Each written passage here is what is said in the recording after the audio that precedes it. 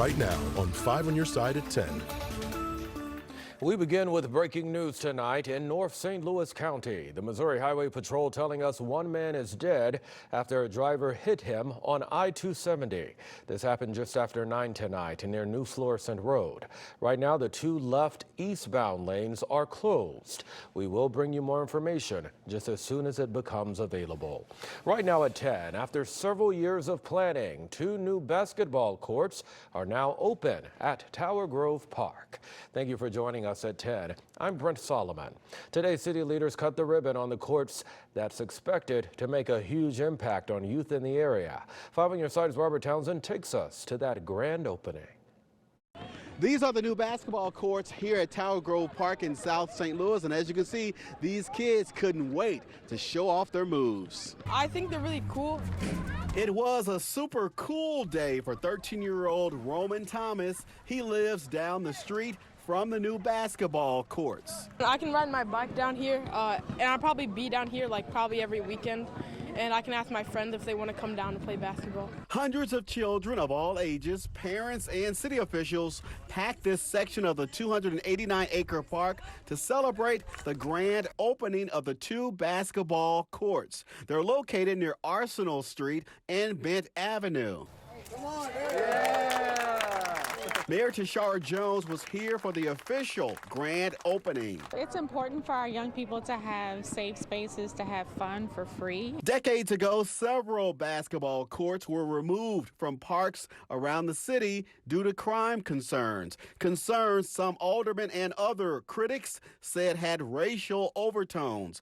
Mayor Jones says the focus should be on the positives and how these courts benefit kids in many ways. I think it's important to put basketball courts back in our public parks. The public park that's just across the street from my house has a basketball court, and we don't have any problems there. And Forest Park is also considering one as a part of its master plan. Hands down, these long-awaited basketball courts scored big among 7-year-old Lucy Pratt and her friends who just wanted to enjoy the game. You get to dribble and have fun playing sports. It's just fun seeing everybody else happy and everybody getting scores. Robert Townsend, 5 on your side. And Forest Park is also getting its own basketball courts. According to Forest Park Forever, they hope to break ground before the end of the year. Let's go ahead and switch gears now and take a live look over downtown St. Louis. What a clear and cool night to close out the week. Meteorologist Jim Castillo now with a look at the weekend forecast. Hey there, Jim. Hey, Brent. Happy Friday. So 73 today. And St. Louis City SC square off with Seattle for tomorrow at 8 p.m. So this is what it looks like. You know, after tomorrow's high of 76 and very gusty, the wind starts to die down, probably still a little bit breezy at the start of the match there. 63 degrees at 8 o'clock, and the sunset is at 6:16. All right, for tomorrow night. So clear tonight, less wind out there. Sunny, very gusty tomorrow. Some of the gusts as high as 30 miles an hour.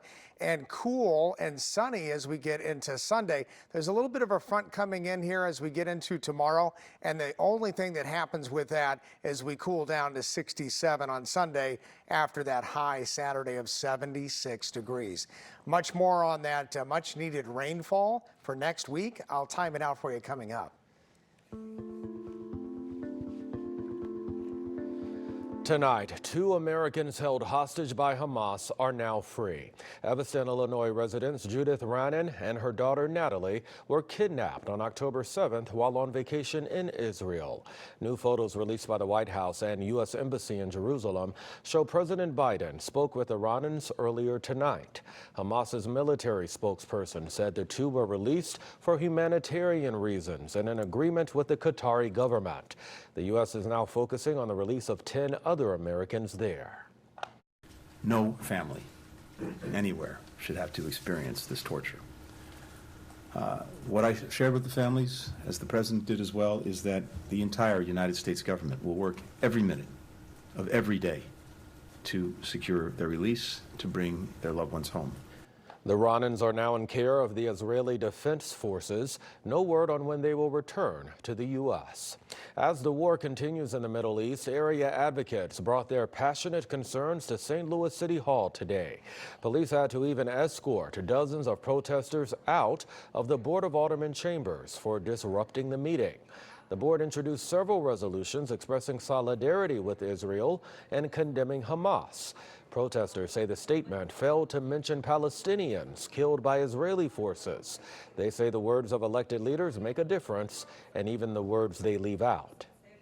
They use those charged words purposefully, and of course it enrages us. Of course we have to state that Palestinians' lives matter no matter what, even if it's not going to make a difference in Gaza right away, but we will state our opinion that we're here all the way in St. Louis and we're still supporting Gaza.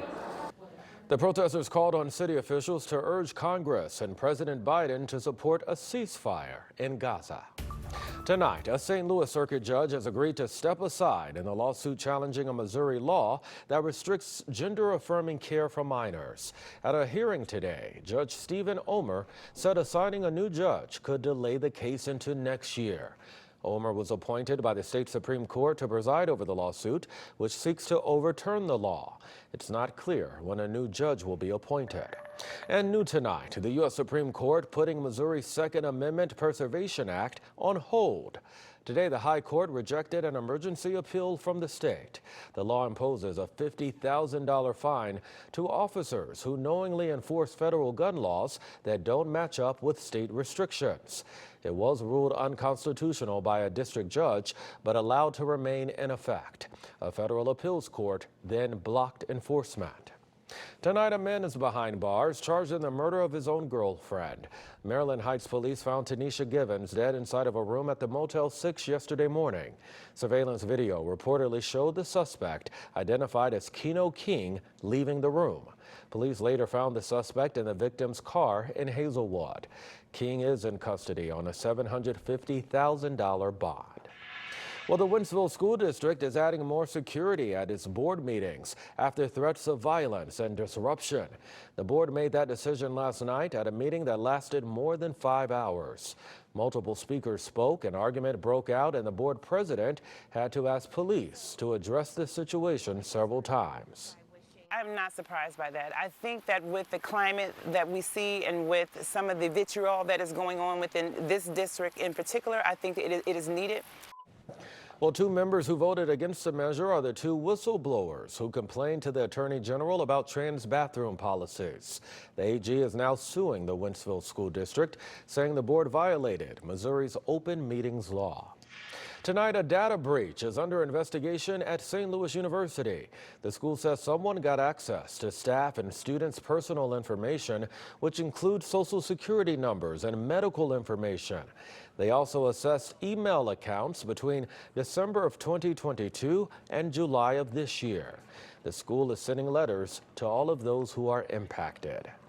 A change of leadership at Webster University. Today, Chancellor Elizabeth Strobel announced she will retire on December 31st.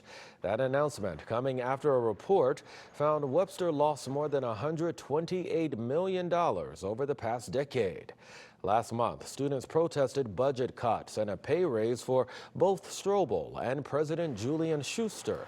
The same day, faculty voted that they had no confidence in either administrator. Strobel says she will continue to support the college through alumni relations and fundraising. Coming up, it's been a historic inaugural season for City SC. The weekend-long celebration happening at City Park. Well, City SC is celebrating the end of its inaugural season with a block party tonight. Festivities include a kickoff concert at the Lou Fuse Plaza. The party will continue through the weekend. Tomorrow's block party begins at 4 o'clock ahead of the City SC match against Seattle. It concludes on Sunday afternoon with a postseason rally. Well, today, Top Golf opened in Midtown St. Louis. It will feature 102 hitting bays over 3 levels, along with a full-service restaurant, a rooftop terrace, and much more. St. Louis officials say this family-friendly venue will bring even more boom to an already growing neighborhood. This is going to bring 500 new jobs here. We're expecting 4 million visitors with this and the adjacent projects. Think about City Foundry, City's Armory, Target stores, and everything that's coming online right here. This is a huge driver, which brings critically needed revenue to fund city services throughout our city, like public safety. Keep in mind, this is the second Topgolf location in the St. Louis area. The other is located in the Chesterfield Valley. Time now for your Weather First forecast. Meteorologist Jim Castillo tracking it all for us. Hey, Jim.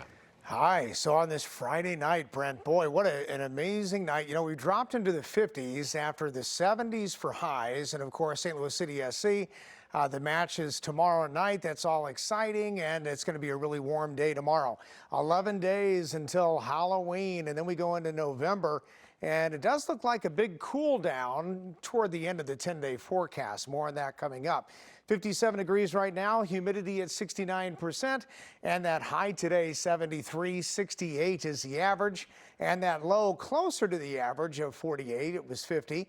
And of course, no big rains for us, at least for the next couple of days here. Cincinnati eastward had some shower activity today all the way through New York City and also into Boston. Now for us, closer to that trough of low pressure, Flora was a little bit cooler today, but most of the area west of the Mississippi on the Missouri side jumped well into the 70s, and now we're in the 40s to around 50, and the wind is calmer than it was. So it's going to stay calm tonight, then pick back up as we get into tomorrow.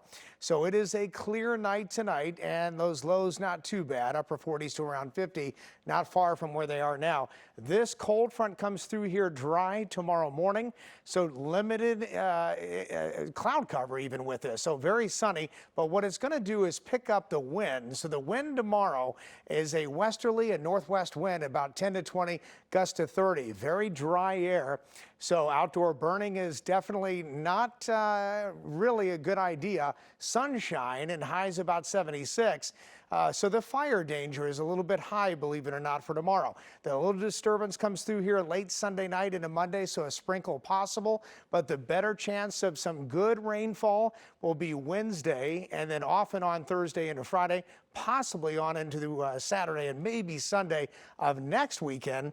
We'll have off and on rain, so that's good because the drought monitor is still really extreme here. We've got yellow across the metro, which is very dry, and then western and northern portions of the area, it is either moderately dry or severely dry.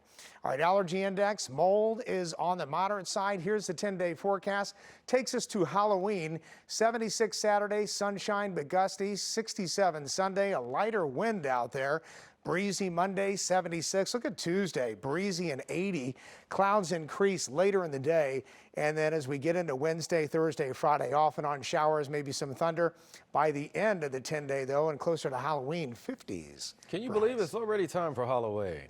Hey, we're getting there. Yeah, October is speeding by. Thank you, my friend. Yeah. Well, that's it for news, but don't worry. Holden Kerwicki is standing by with 5 on your sideline.